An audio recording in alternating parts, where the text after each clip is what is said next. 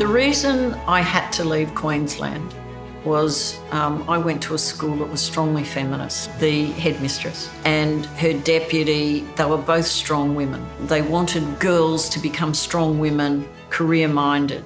We left school and found out that the world wasn't like that in Queensland, and that hit me particularly hard. You know, I was strongly feminist and I was brought up to believe that I could do whatever I wanted. I wanted to be a surveyor, but the government said, no, we don't take women. And then I looked at other opportunities, and women in everything that I looked at were paid 40% less to do the same thing as men. I was really angry, right? At that age, I was angry. So I said, okay, no future here for me. I'm going to Sydney. He'd just opened his first store, so I was 25, and he phoned me and he said, listen, I've got this one store, we've been open 3 months, I need someone to give me a hand. That person has to do lots of things, right? You've got to do the advertising, you've got to do the buying, you've got to do a whole lot of things, but we've only got one store. It should be fun. So I said, sure. We were only ever going to have one store. It was so much fun. His thing to me was, do whatever you need to do whatever you like. And that's the best way to start a business, actually. That's why I was so lucky that I got the opportunity from one store to grow this business into 8 countries. 3 or 4 months in, I thought, oh, I got something special here. And I'd never sort of worked with someone that I thought was that good, male or female. And so I thought, I can throw a whole heap onto this person. And so I gave her all advertising to do. And then, of course, she meets all the top people in advertising, the top people in manufacturing. She has this huge advantage. She's in a company that's growing like crazy, doubling every 3 years. And she's mixing with people that are the best in the game and learning at a very young age. And very few people ever get exposed to that. She's pulling off some deals with these people I can't do because they want to help her. Now, why did they do that? The only answer I could come up with is they wanted to see her succeed. In 1991, unemployment rates were 14.5%. Interest rates were 17.5%. Our business didn't go down. So we were still growing very quickly. But that defining moment was that we said, you know what, we've got to have businesses outside of Australia. And we decided the first country would be New Zealand. I had a friend ring me and say, you know, you need to come over here. They need Harvey Norman, you'd go really well. So I got on the plane, I went to New Zealand, I came back, I said, Jerry, get on the plane, we're going over and we're going to have a look together because I think this is a great opportunity. And that was our first overseas market. The strategy was set by Jerry and I, but it was decided that I should be the one that is really pushing that. Only one of us can be on the plane doing what we're doing because you've got to turn up in these countries. You've got to be understanding a lot of different markets. Even though I'm heavily involved with, you know, most things in Australia, I also have to be the one that pushes overseas.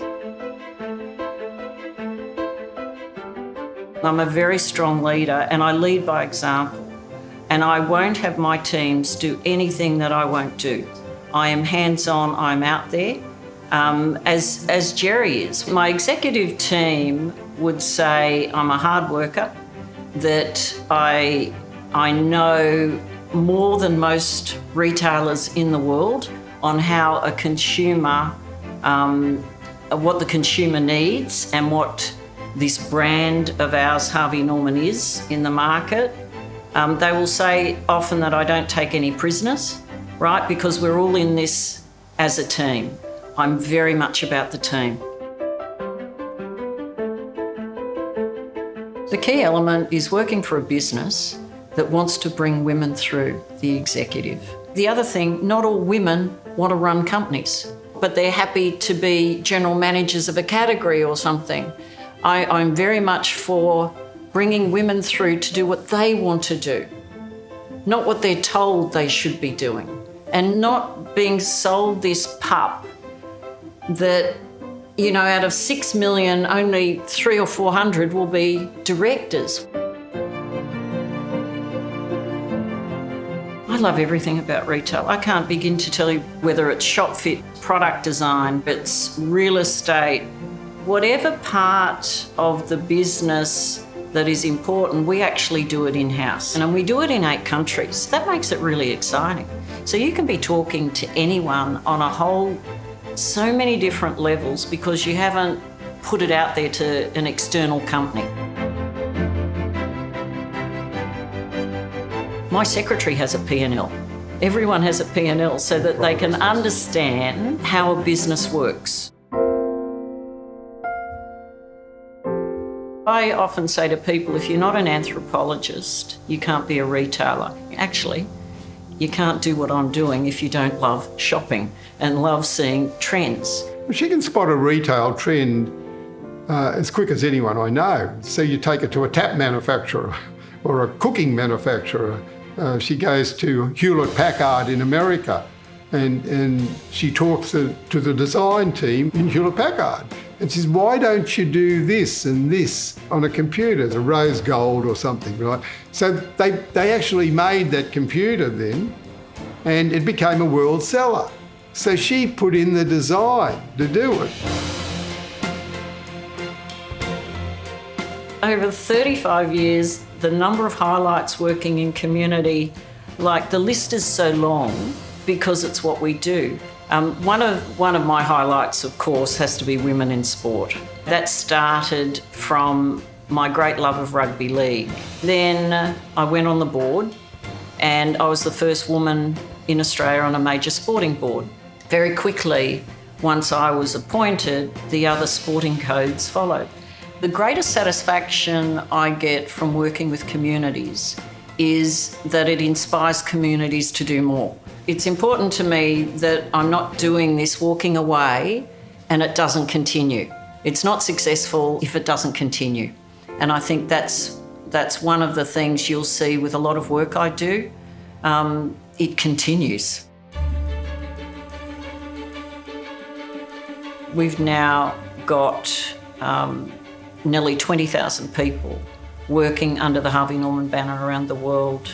We're in 8 countries. We have a turnover of about $7.5 billion.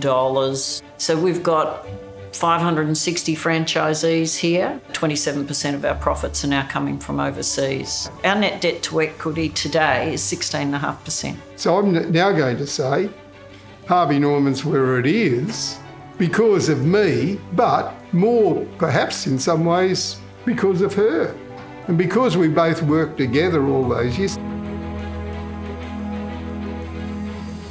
Initially, it was the sale. So the first thing that had to be done was to shore up that sale, because I think we had 3% market share. We will turn over nearly 400 million this year in horse sales.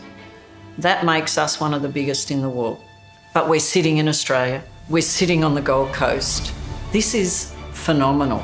The dollars coming in now exceed 50% from overseas. So it's about having a global business, bringing that money into Australia. Now, everyone right across the world talks about Magic Millions and how it's run and how it's the best in the world. Nobody even says there's anyone close to doing it as well as Magic Millions anywhere in the world. And that's only because of her. No one else. Jerry and I have this partnership and we don't know how it works, right? Complementary, we are so different. His strengths and my strengths are often quite different, but put together, it's formidable. We've got great respect for each other. Family's very important to us. Community's very important. Helping people's very important. We're so proud that we've been able in our business to give people opportunities in 8 countries, not just Australia. So I think that's the glue that binds us.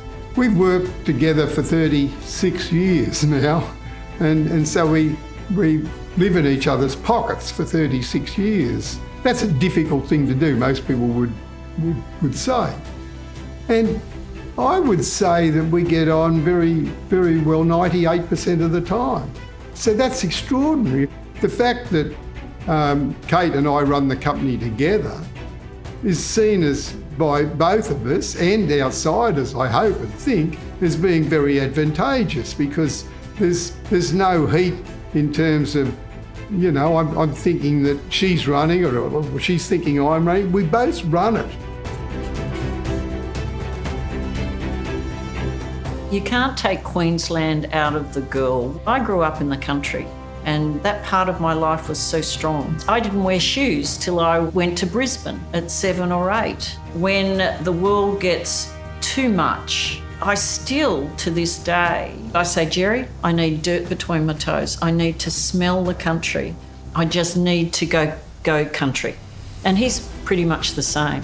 I don't know why I'm so proudly a Queenslander, but you've got to say that Queensland made me.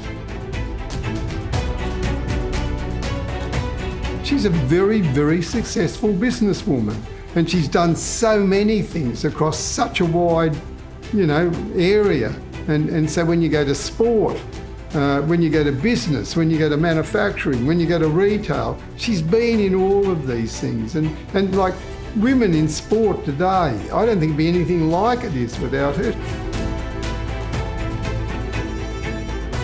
I think she should be remembered for the fact that she was a girl that made a big difference to a lot of people's lives in terms of being a role model that other women or men could look at, and they can say, well, this person inspires me to do something with my life or to do something more than I thought I could do.